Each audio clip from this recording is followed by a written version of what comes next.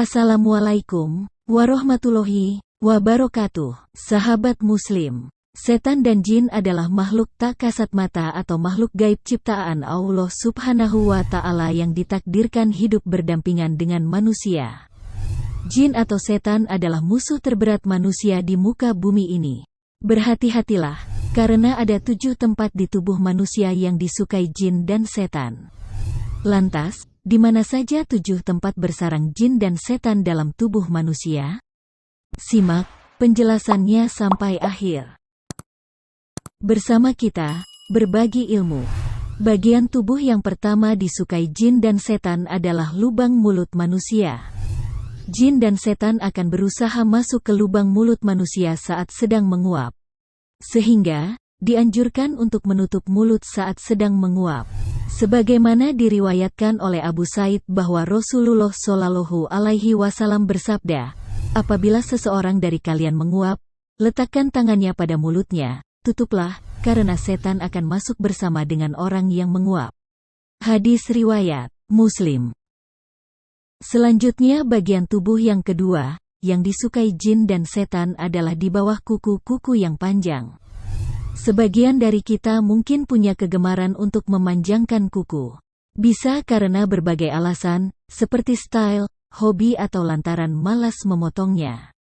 Bayangkan saja, di tempat setan dan jin bersemayam itulah kita gunakan untuk melakukan berbagai aktivitas, seperti bekerja, belajar, bahkan menyuap makanan ke dalam mulut. Sebagaimana yang disebutkan dari Abu Hurairah radhiyallahu an, Rasulullah Shallallahu Alaihi Wasallam bersabda, potonglah, perpendek kuku-kukumu, sesungguhnya setan mengikat melalui kuku-kuku yang panjang. Hadis riwayat Ahmad. Yang ketiga, bagian yang disukai jin dan setan dalam tubuh manusia adalah lubang hidung. Mungkin tidak banyak yang mengetahui, jika setan atau jin suka berdiam di lubang hidung manusia. Oleh karena itu, ketika bangun tidur, kita dianjurkan untuk membasuh lubang hidung sebanyak 3 kali. Rasulullah Shallallahu Alaihi Wasallam bersabda, apabila salah seorang di antara engkau bangun tidur, hendaklah memasukkan istinsyak dan mengeluarkan air dari hidung, istinsar 3 kali, karena setan itu menginap di batang hidungnya. Hadis riwayat Muslim. Lalu yang keempat, bagian tubuh yang disukai jin dan setan ialah lubang telinga. Bukan sekedar sembunyi di telinga manusia, namun ternyata ketika seorang manusia tertidur hingga pagi tanpa mengerjakan sholat malam, maka berarti telinganya itu telah dikencingi oleh jin. Sebagaimana diceritakan dari Abdullah, bahwa di sisi Nabi ada seorang laki-laki yang sedang tidur sampai pagi tanpa mengerjakan sholat malam. Lalu beliau bersabda, setan telah kencing di telinganya. Hadis riwayat Muslim. Selanjutnya yang kelima, bagian tubuh yang menjadi sarang jin dan setan adalah urat darah manusia. Jin dan setan juga memiliki kemampuan untuk memasuki tubuh manusia, berjalan mengikuti aliran darah, mempengaruhi pikiran dan perasaan manusia.